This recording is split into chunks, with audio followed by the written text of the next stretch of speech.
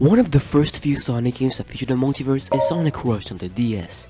This game showcased Waste the Cat, a hero from a different realm, but she's not just another character. Believe it or not, Blaze is actually Sonic's dimensional counterpart, sharing his speed and spirit, both through on fire powers. The same thing can be said about Eggman Negative. Although he was first shown as an alternate version of Dr. Eggman, Sega later revealed that it's actually Eggman descended from the future. They're mostly the same person, but with slight differences, with the OG Dr. Eggman having some moments of comedic frustration, and he has a big ego compared to Eggman Negative's colder personality. He's more serious, precise, and calculated, although he has a lot more hatred for his ancestors. But that's just one out of the many pieces of Sonic media out there that also feature the multiverse. So this next one is not really a standalone Sonic game. It's mainly a master crossover of 30 different franchises.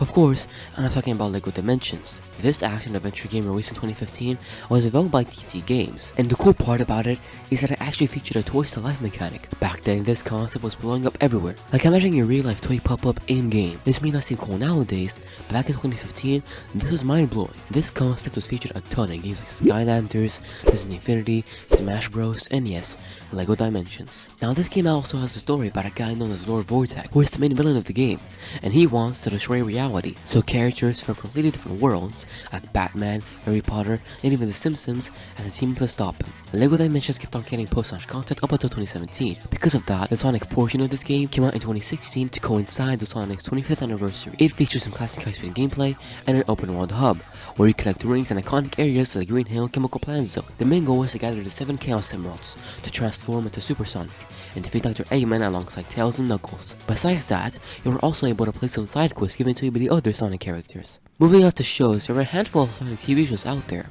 and one of them really took advantage of the multiverse concept. That's being Sonic Prime, an action-packed animated TV series that spans 3 seasons, available exclusively on Netflix. The story is about Sonic accidentally breaking an ancient artifact while battling Dr. Eggman. And that artifact was called the Paradox Prism that led to reality being shattered into many different dimensions called the Shatter Spaces. I'm not gonna go too in depth here, but long story short, Sonic encounters alternate versions of his friends like Nine, Dread, and Rusty Rose. He eventually teams up with Shadow to defeat a bunch of Eggman variants and save the multiverse. Honestly, this story just makes me think of Spider-Man Into the Spider-Verse or something like that. Because while it does feature a multiverse concept, I feel like the execution was done poorly, primarily due to the fact that it doesn't do anything unique to set itself apart from other pieces of media out there that also feature the multiverse. It's a little bit generic, and dude, Sonic's character is just not in, man. He makes me think of Sonic from Sonic Colors, where it's all goofy and humorous, and this sentiment is shared across many people from the Sonic community as well. Now, as far as I know, there are only 2 comics that feature the multiverse, being the Archie and DC X Sonic comics, which is what we're going to start with. DC X Sonic is an official crossover comic book series written by Ian Flynn. The collaboration was announced during Sonic Central 2024, with the release plan running to 2026. The crossover kicked off in 2025 with the 5-issue miniseries where mysterious mechanical rings connect to DC and Sonic worlds. The Justice League steps through a dimensional anomaly to team up with Team Sonic against major threats like Darkseid. The absolute best part of this collaboration is that the Sonic characters actually stood up as members of the Justice League. Sonic has the Flash, Tails the Cyborg, which is my personal favorite, Knuckles as Superman, Amy as Wonder Woman, Shadow as Batman, and Silver as Green Lantern. Bro finally got some recognition. The second mini-series, Metal Legion, sees Dr. Eggman and Lex Luthor joining forces to orchestrate a massive Legion of Doom against the main cast. They literally banished all the characters into no space. However, throughout the series, conflicts spark between Eggman and Lex Luthor, with both villains trying to betray each other to gain total control of both dimensions. This part actually featured the addition of new heroes as well, like Rouge the Badass Catwoman, Blaze the Starfire from Teen Titans, Cream the Rabbit as Supergirl, and Big the Cat as Aquaman. Yo. And now for the granddaddy of them all when it comes to the Sonic multiverse, I'm talking about the legendary and sometimes completely unhinged Archie comics. This comic book run started all the way back in 1993, and then it stopped until 2017 with over 290 issues. What? Because of that insane run, it actually holds the official Guinness World Record for the longest running comic book series based on a video game. Like imagining a comic outlasting some of the actual consoles the games were played on. This series expanded heavily on the lore of the early 1990s Sonic Saturday AM cartoon, making the story much more deeper and more intense. Instead of just running around grabbing rings, Sonic was the leader of a fallen and rebel faction called the Freedom Fighters. You had iconic original characters like Princess Sally Acorn, who was Sonic's main tactical leader and love interest, Bunny Robot, who was a little half-robot, and other core members like Antoine and Rotor. They were constantly fighting a much darker, much more terrifying version of Dr. Eggman, who literally stripped citizens of their free will by turning them into mindless cyborgs.